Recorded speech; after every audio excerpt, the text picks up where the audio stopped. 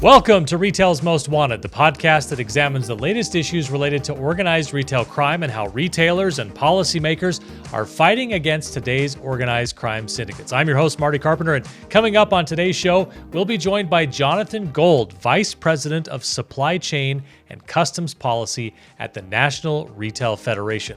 But first, this word from our sponsors.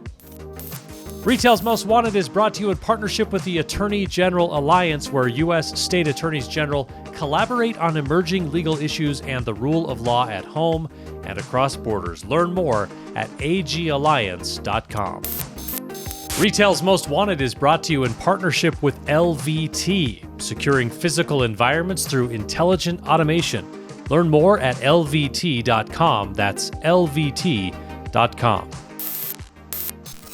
John, thanks for taking some time to talk to us today. First of all, just tell us a little bit about your background, how you got to be involved in organized retail crime.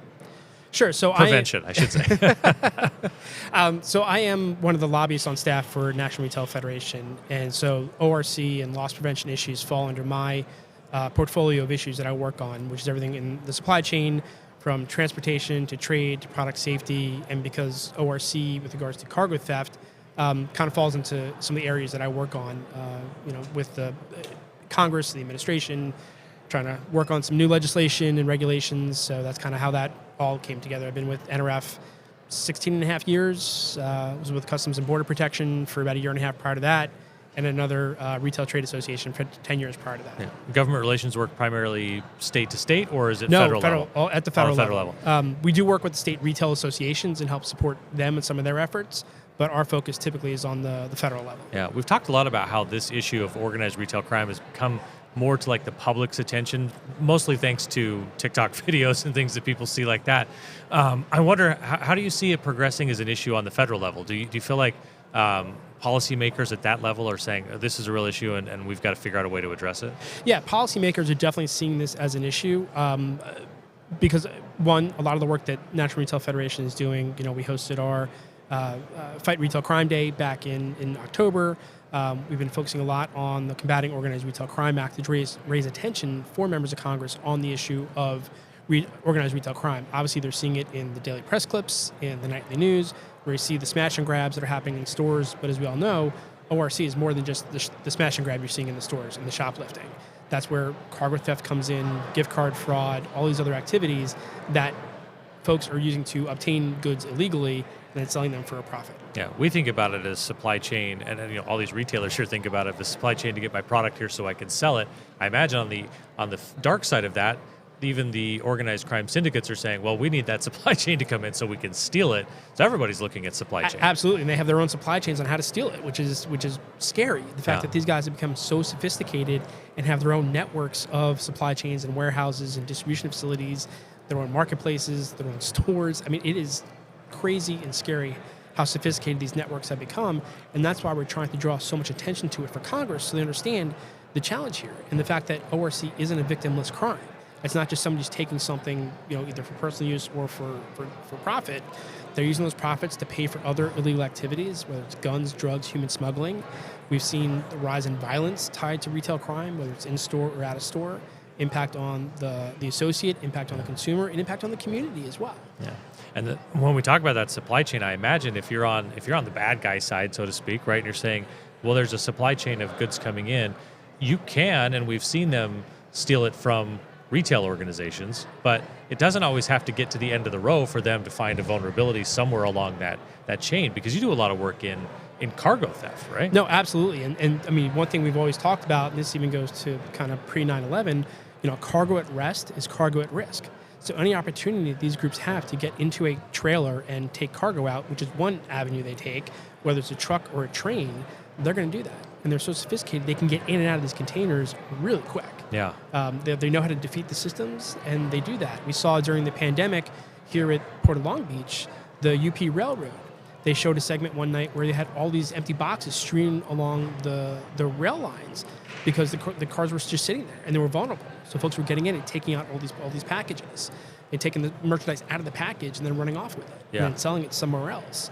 But the sophistication with these guys now, where they're doing things like fictitious bookings or double bookings, where they will somehow get a copy of the bill of lading, and they will manipulate the bill of lading to say, originally if you have a truckload that's got, say 200 pallets on it, they'll manipulate it to show it's 100 pallets.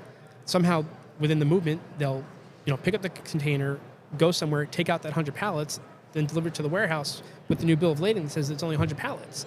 And you as the retailer aren't finding out until months later when it's like, wait, we're missing. Yeah, we paid for a bunch of stuff. We paid for this, and the vendor's saying, well, no, this is what we sent you.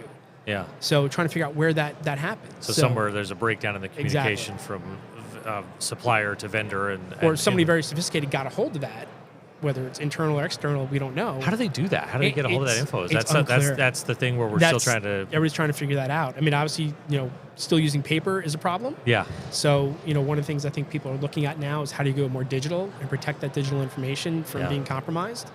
But it's a challenge. These guys are very, very sophisticated in their networks and what they do.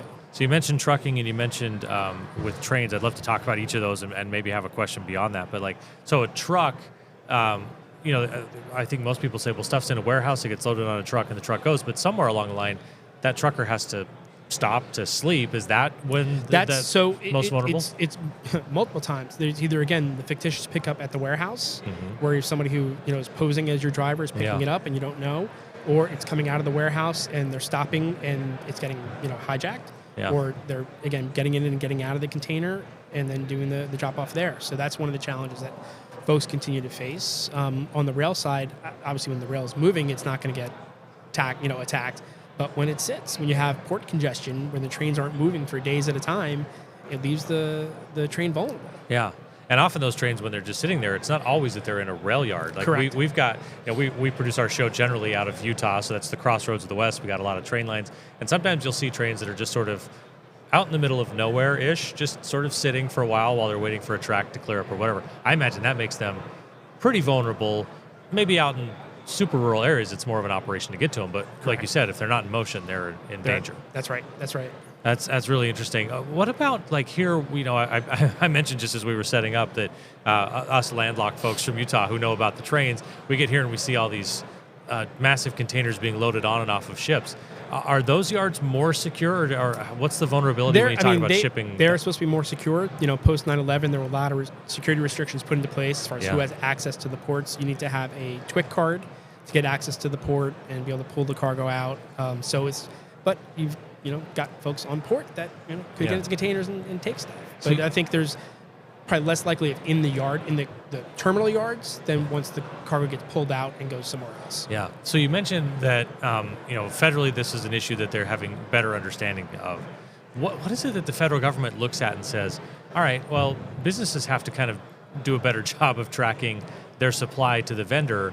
What is it that the federal government should be doing about this? What are you trying to get them to kind of lock in? I think first and foremost, understanding the complexity of the issue and how sophisticated these guys are, and the fact that it's not a victimless crime, and the fact that a bank robber will get more time in prison than somebody who's involved in cargo theft, even though they're getting more money out of the cargo theft than a typical bank robbery.